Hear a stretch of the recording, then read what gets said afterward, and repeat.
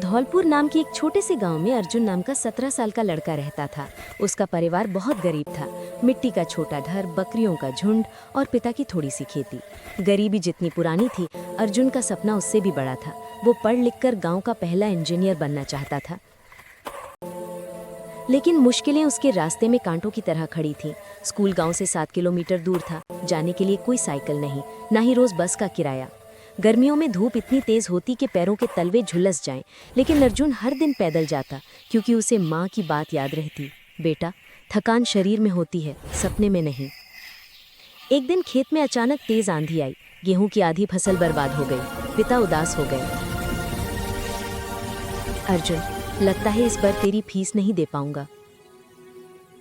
अर्जुन के दिल पर जैसे कोई पत्थर गिर पड़ा, लेकिन उसने हार नहीं मानी। उसने पास के गांव में मजदूरी शुरू कर दी। दिन में स्कूल, शाम को खेतों में काम, फिर घर आकर लालटेन की हल्की रोशनी में पढ़ाई। गांव वाले अक्सर ताना देते, इतनी पढ़ाई करके क्या करेगा, आखिरकार खेत ही संभालना है। अर्जुन मुस्कुरा देता, क्योंकि उसके अंदर मिट्टी की खुशबू के साथ साथ हिम्मत की आग भी थी। एक रात परीक्षा से ठीक पहले जोरदार तूफान में उसका घर टूट गया। किताबें भीग गईं, परिवार सुरक्षित था लेकिन घर नहीं। अर्जुन रो पड़ा। पहली बार उसे लगा कि हालात उससे बड़े हैं। तभी माँ ने उसके कंधे पर हाथ रखा।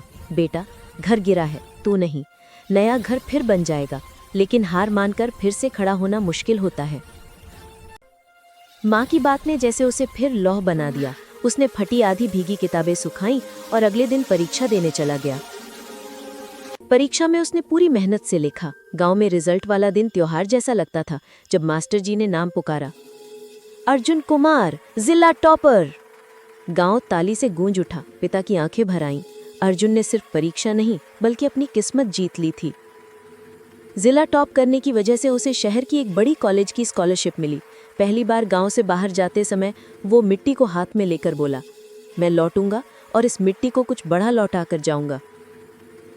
साल बीत गए। अर्जुन इंजीनियर बन गया और गांव में पहला स्वच्छ पानी परियोजना लाकर वो पानी पहुंचाया जिसकी कमी से लोग सालों परेशान थे।